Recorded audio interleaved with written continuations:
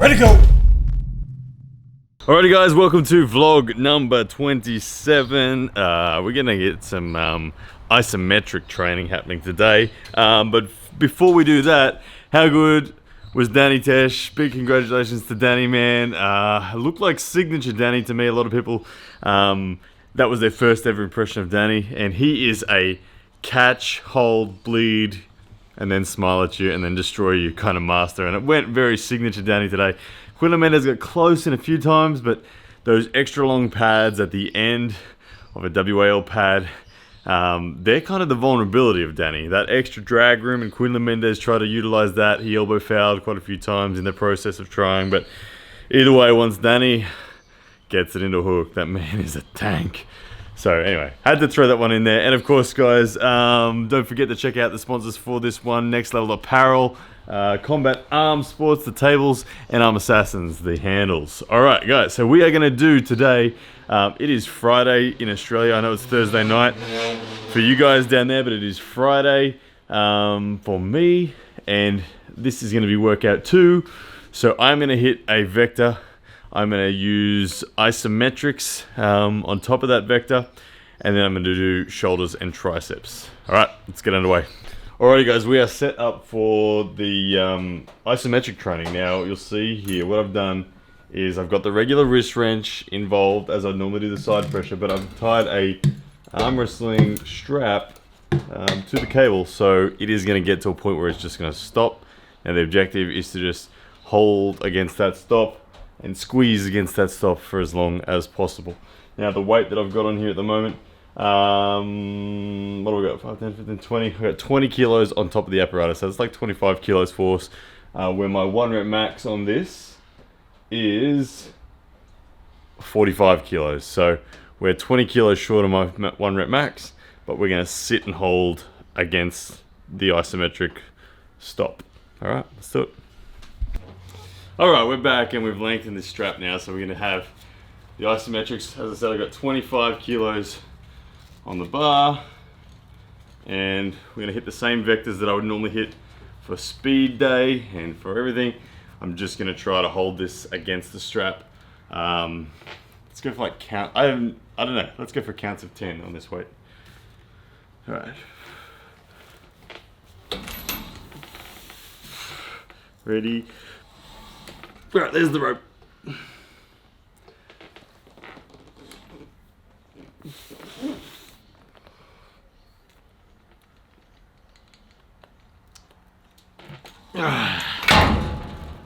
Alright.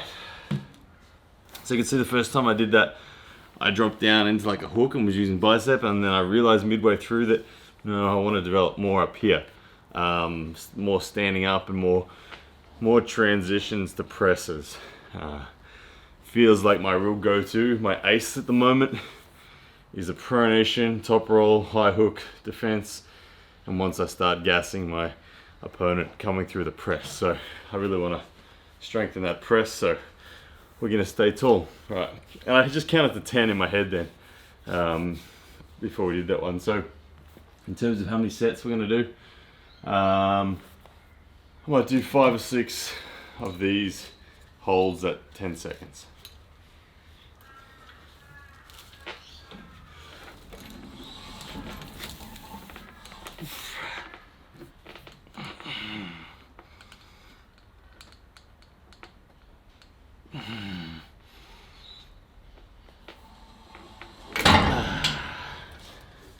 That's definitely good through the elbow.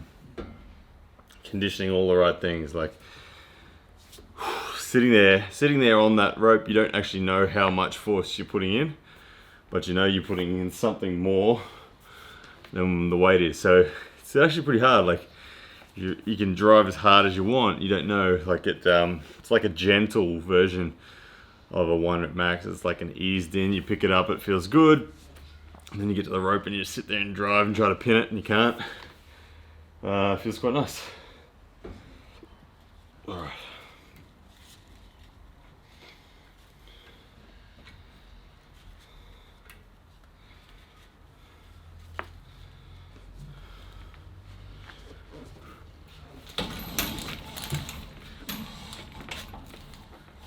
It's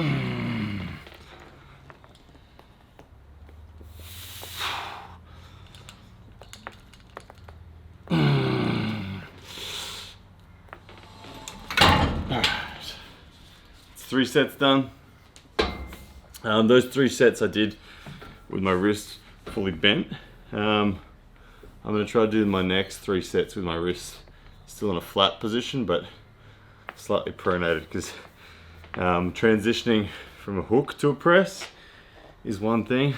A lot of the time for me, like I said, I'm not in a hook when I'm transitioning to a press. I'm in a position where my wrist is pronated and sometimes even flat when I start to do this. So I'll try to recreate that, see how we go. But definitely feeling this through the elbow, without a doubt.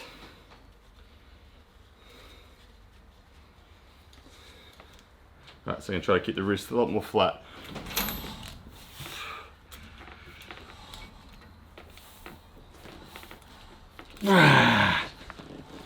Alright, where's that rope? There it is.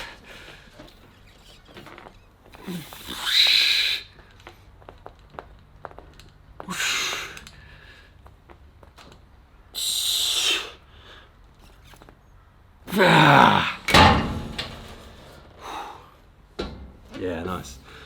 That was definitely harder. It was further away from me, so naturally being further away from me, it's less secure. There's more effort going on in the internal rotation, it feels. But it's nice. If I can get that as strong as being in here, then then I'll be happy. And that's kind of the crux of Todd's philosophy, is that no matter where your hand is, if you can be equally as strong from the center to the pin, no matter where your hand ends up, that's a great thing. You're very versatile. You don't want to have to rely necessarily on your hand being in any one given position. It doesn't mean that hand control is irrelevant, because a lot of arm wrestlers depend on having their hand in a certain position. So if you're facing up against an arm wrestler who is like that, i.e. they need their hand in a certain position, then there's a lot of vested interest in you derailing that position and putting them somewhere they don't want to be. But if you're coming up against Todd Hutchins, you kind of know that doesn't matter where his hand goes, he's going to be ready with side pressure. So yeah, anyway, food for thought. 2 sets to go.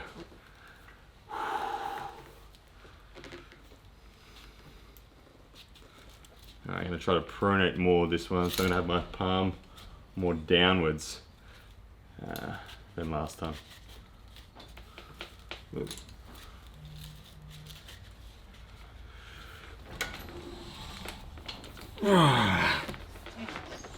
There's the rope, there's the rope.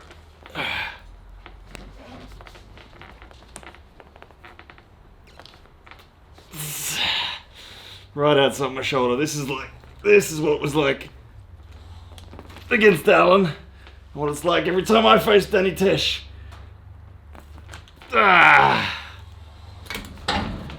Okay, I like that. See how far outside my shoulder I got then? That was a deliberate move.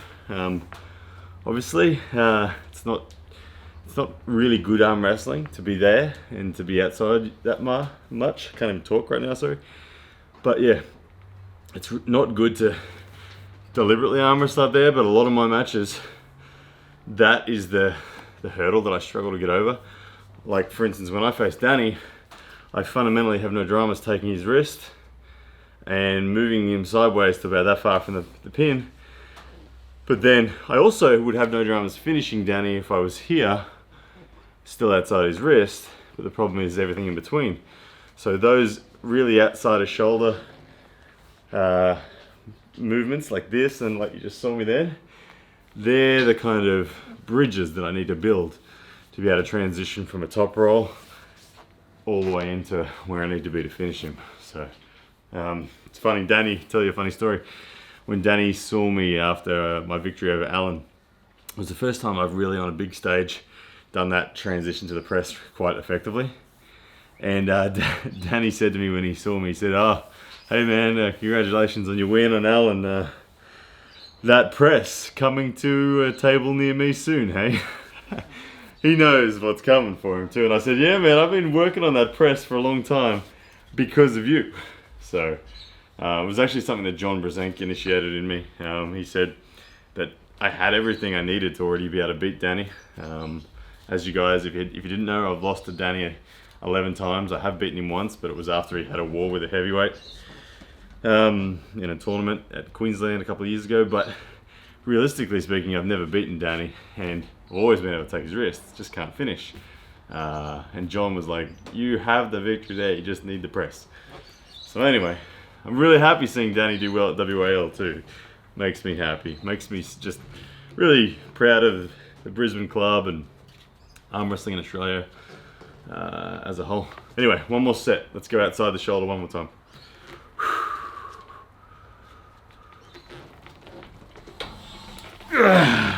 Alright, there's the rope, there's the rope. Come on, keep it against it.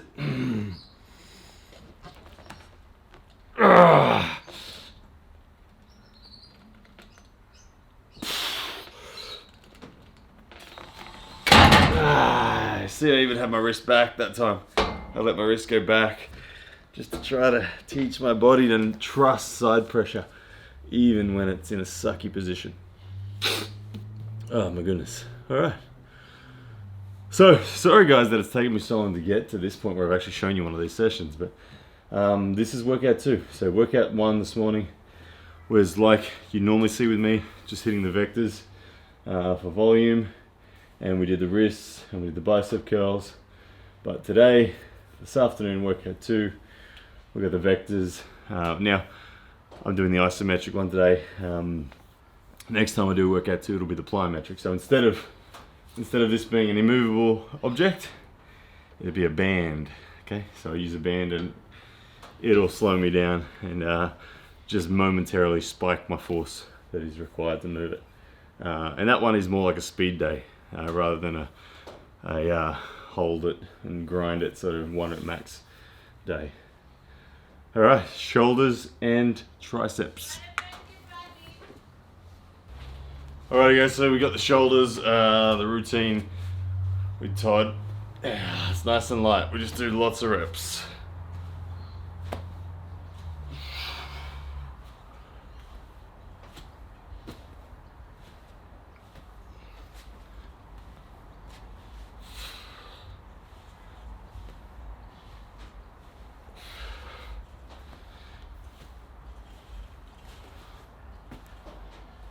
Hey Charlie, what you doing? Hey, Charlie Bear. I don't know what I'm up to.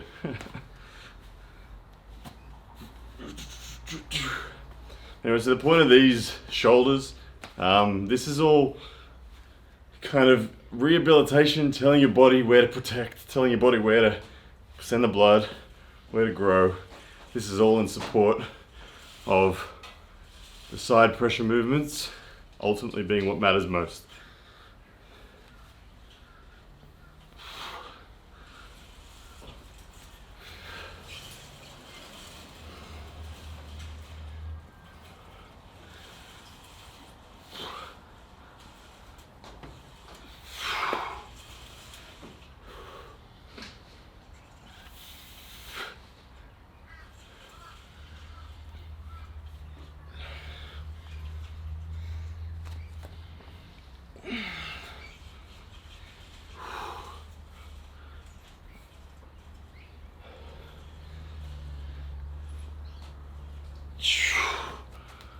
And we'll just do the rear, and then we'll superset it with some triceps.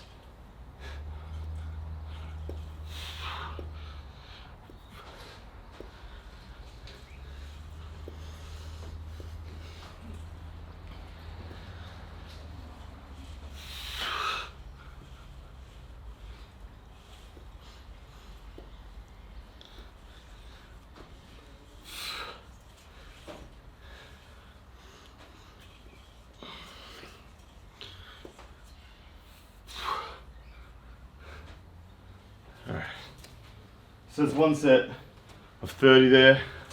We're gonna do triceps, we'll come back and do some more of these. There we go. Well, too much weight. Too much.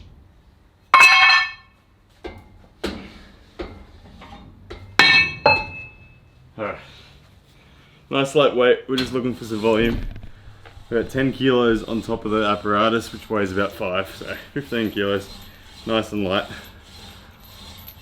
I find that side pressure, the connective tissue involved in side pressure, feels very much about the connections of the tricep, and this feels very good for rehabbing side pressure connective tissue. Like I'll tell you right now, my right feels way more vulnerable in this than my left. Heavier weights. In fact, I haven't done a left workout yet today. We're just rolling the camera through on this right. The right feels it, the left doesn't. But feeling, I always think there's a big difference between pain and injury, and even pain and aggravation. I like to feel pain. I like to feel aggravation in joints, because as long as it's not injury, as long as it's not an acute pain that I'm just like making worse with every rep, it's telling and teaching the body where to grow and repair. Right now, right just in the base, right in the base of the tricep on the right side is where it's feeling it most. Alright, we're back with the shoulders again. Now I'm just going to do another 30 of these on each vector for each arm, and then one more set of triceps and then we'll be done.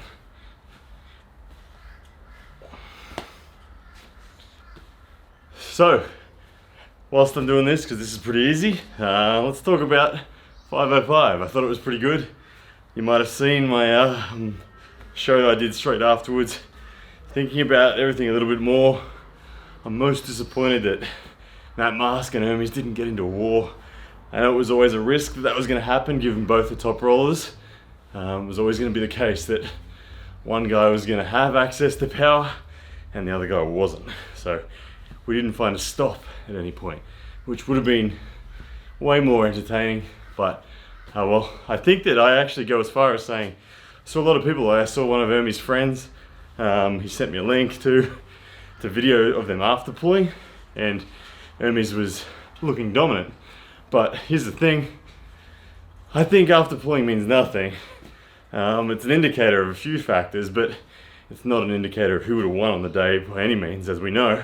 But I think that if that match took place in Europe, on like a vendetta card, PAL vendetta card or something like that, anything under strict WAF conditions, I'd have Hermes as the favourite. And I'd expect him to win, but like Matt Musk said, welcome to my home in the match, WAL's different. In America, there's a whole lot more preload, and Matt Mask is so much more experienced. So I actually put down, I say familiarity is a big factor. And something I can prove with that is Justin Bishop and I went to Moldova last year, and Justin competed in the under 80 class and he got smashed by people that he's way stronger than. And the reason he got smashed was not because he's not a good arm wrestler, it was because of the lack of familiarity. So I think today we saw a bit of a lack of familiarity from Hermes, same as we've seen it from Krasimir Kostadinov. So I think that he'll be back, and I think this match was by no means a reflection of his ability. I think he's an amazing elite arm wrestler, and anyone who thinks anything different of Hermes is crazy, but it was Matt's day today, especially in the well arena.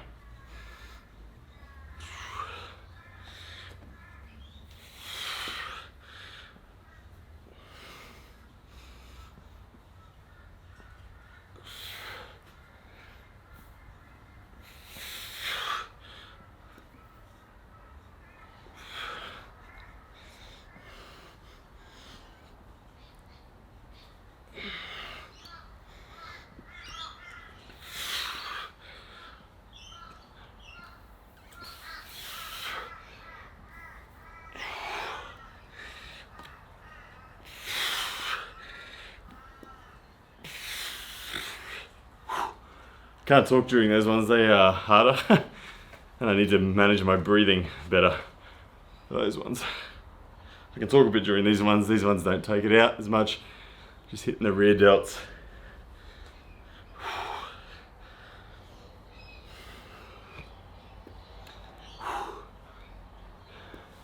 Hey Charlie.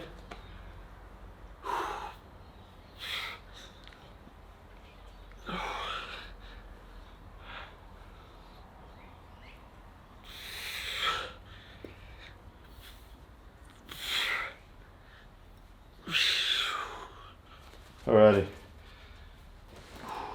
It's good lactic acid. Nice and comfortable, but good.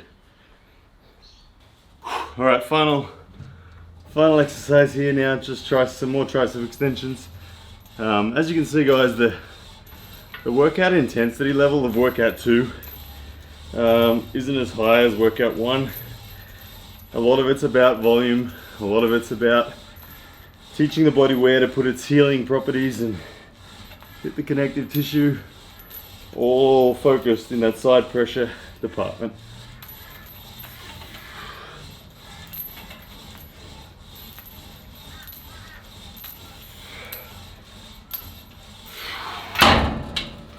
Alright, I'm gonna call it there. Alright guys, so yeah, workout number 2 for the day. First time I've showed you guys a workout too, so hope you guys enjoyed it. Next time I'll try to get one of the sessions that has the plyometrics on it, and you'll see the difference. Both the plyometrics and the isometrics I think are really critical components to Todd's program, so they're one of the best things about this. And like we said guys, it's all focused on the side pressure. It's all about that from here to here. I don't consider myself an arm wrestler who just goes for the kill, but it's so nice to just have an increased amount of integrity in that inner elbow. And watching WAL 505 today and thinking about what's going to happen for 506, I still think it's open and up in the air. Don't know who's going to be pulling RVJ or what. I know it's not going to be me, but whether it's Storm or Paul or Justin, yeah, like I said, I hope Justin, and I hope he wins, just so when I face him next year I can take a hammer off him. But yeah, once again, well done Danny Tesh, if you're watching, man. Really proud of you, brother. You did the country really well, man. So, and yeah, I know I caused a lot I caused a lot of controversy with the trash talk. Danny's not on social media at all, and so he probably turned up thinking, what on earth is going on with all this heat?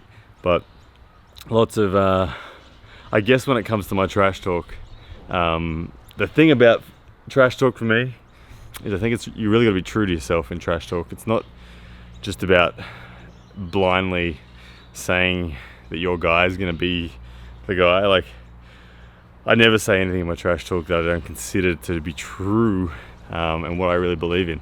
Am I always right? No, but that's always the basis of my trash talk. I believe big time in Danny Tesh, and I think he has the goods to have a genuine red hot go at the hammer, and he's on the other side of the draw for me, so hopefully I don't need to face him till I'm in the finals. But let me put this one prediction out, that should Danny Tesh get his hands on a hammer, the first time that I ever beat him, it's going to be in WAL. It's going to be taking the hammer off him, and it'll be a bit of an Australian domination of the middleweight department. Yeah. Anyway guys, take care. I'll see you guys again soon. Yes, that's a man!